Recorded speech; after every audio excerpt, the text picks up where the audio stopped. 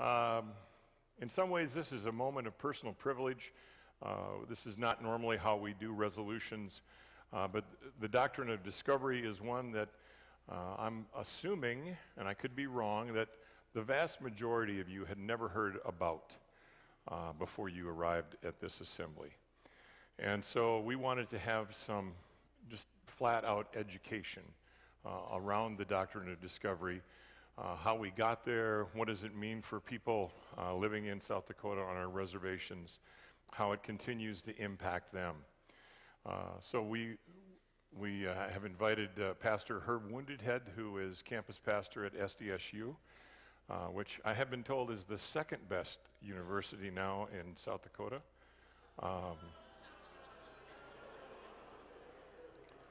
Kind of a dangerous thing to say, you know, but I didn't say it. I think it was Forbes magazine that said USD was the best university.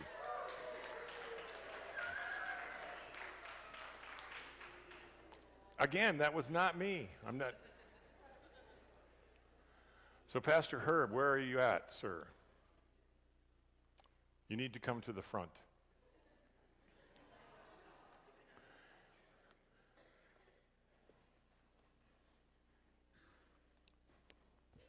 Thank you very much.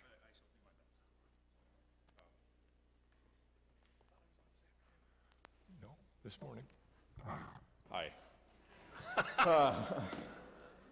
As was said, my name is Herb Woundedhead. I'm the pastor of the South Dakota State University in Brookings. There you go. I grew up in the small town of Gayville, South Dakota, which is 13 miles from the University of South Dakota. And I attended Augustana University. So there's that. I've been around. I've been around, and as a campus pastor, Bishop Dave called me on Sunday and asked, "Would you be willing to speak about this?" And I said, "Sure. Why are you asking me?" Wounded head. It's a native thing. All right. I can already see this is going to be a heavy topic, so we're gonna try to delve in as much as we can. Gosh, am I that big? Wow. It's scary.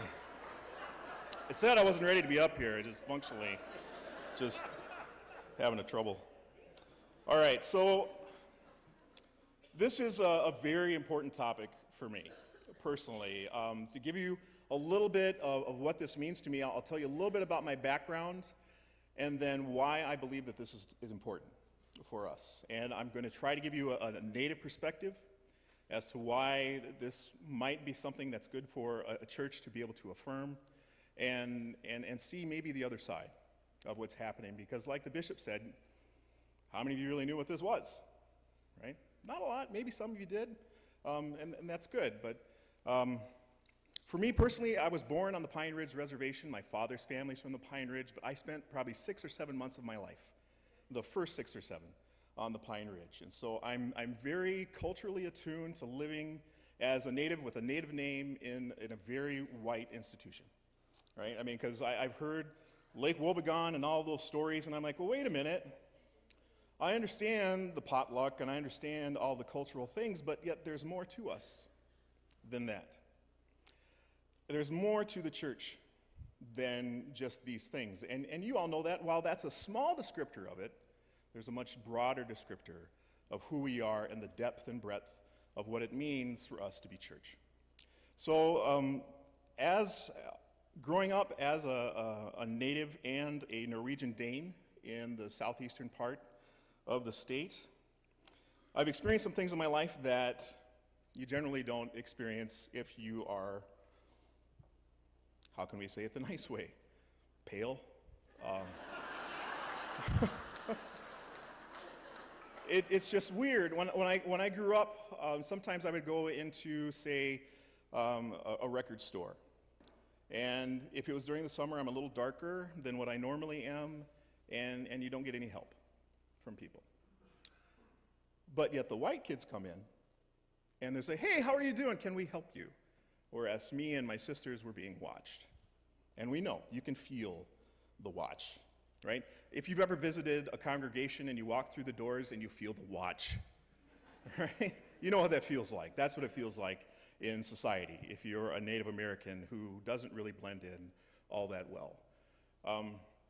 So there's things that are happening in our society. It still happens today. I didn't spend a whole lot of that because I've always been very, very attuned to my Native Americanness, and so my friends too, but that means a lot of different things. When I was growing up, we would always play cowboys and Indians. There's one Indian. And I said, there's 10 of you. I went, oh wait, it kind of worked out that way, didn't it? In the long run. So, I mean, you have these little things and these little opportunities that you find that you have to have a sense of humor about a lot of it. But when it becomes professional, as you get older, I lived in Rapid City for a time. I worked on a farm since I was 4, picking eggs and taking care of chickens and pigs and cattle and stacking hay, walking beans and all that stuff. I know how to work. So I went out into Rapid City and I tried to find a job. I couldn't find one. I would apply for jobs a friend of mine would apply for. I had more experience at whatever it was, and he would get the job. I could not find a job for the life of me. And I'm like, what's going on? This has never been a problem for me. And I went, oh, I'm a wounded head. And nobody's met me. They don't know me. And they don't know the relationship. So to get into this topic, I think, means that it's very, very hard to spend time talking about a topic like this if we don't know one another. If we speak in the abstract, we can see it as more of just talking points, of where we find out where our differences lie. But if we have a relationship, and I try to avoid this conversation unless I have a relationship with people, because this is very, very important to me, as I'm not a mascot, I'm not a token Native American, I'm a human being. And I'm a human being called by Christ to live and walk in this world, just as you are. And so part of this is being able to find that this is not an abstract conversation for people. This is something that goes to the depth and breadth of who we are. And now I want to say that I don't presume to speak on behalf of all my Native brothers and sisters. I'm here presenting what is an overview of a counterpoint of history from an Indigenous perspective. While yesterday I heard, with apologies to Pastor Roynestall, that some might say Columbus discovered America, a different point of view might be that the Americas discovered Columbus. And we are already here. It's difficult to discover something that's already there with people living and thriving. So this doctrine of discovery is a historical document that I think it says in the resolution goes back to 1493. There was a papal bull that was developed before that, and I don't remember the name of it, but it was in 1463 when Spain and Portugal were having a fight. And when Spain and Portugal were having a fight, the Pope at that time was Spanish, and he said that if you walk into a Portuguese area and you are a Christian, and those people are not Christians, and you see that they're not using the land the right way, you can take it. And so that led into this fight of happening with Christians, and that formulated the doctrine of discovery. Same kind of thing that said in 1493, when you're over in the Americas and you see that there are some pagan Indians, as they were called back then, not using the land the way you think it should be and you're Christian, by all means take it. I tried to do this in Brookings when somebody was building a new house. It doesn't work in reverse. If you get a call, Bishop, from the authorities in Brookings, I apologize. Just know that I've learned my lesson. So with that, the doctrine came about, and then there's this thing that we all learned about when we were in high school or maybe even in grade school about manifest destiny, that we are destined by God to go into this land and claim it and use it as God would have us do, which is all well and good if there was nobody there. In the abstract of that, there were people that were here, many people who died, many people who were eradicated, many people who were farmers, who were hunters, who were gatherers. The Arikara Mandan tribe in North Dakota are well versed in being able to grow crops in North Dakota and in this plains land. So it's not like we didn't know what was going on. There were government policy notes you can look up, just Google Andrew Jackson and Indian and see what you come up with. It's not pleasant. Terms are used like savages, like heathens, heretics, stupid, warring, alcoholic. Those terms are still used today to describe Native brothers and sisters, to describe me, lazy, uneducated. We are none of those things. I think the contemporary impact of all of that and the fallout and consequences and result is that we are seen as a people who are nothing. With that discovery of the doctrine of discovery, it treated Native Americans as if they did not matter. And my friends, we do matter. Just as you matter.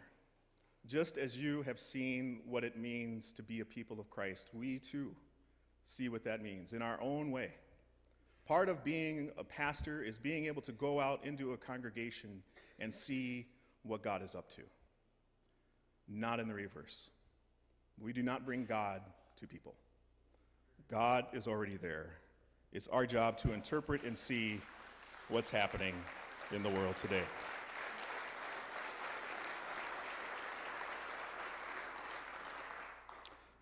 I am Herbert Garfield Wounded Head III, which means there were three of us.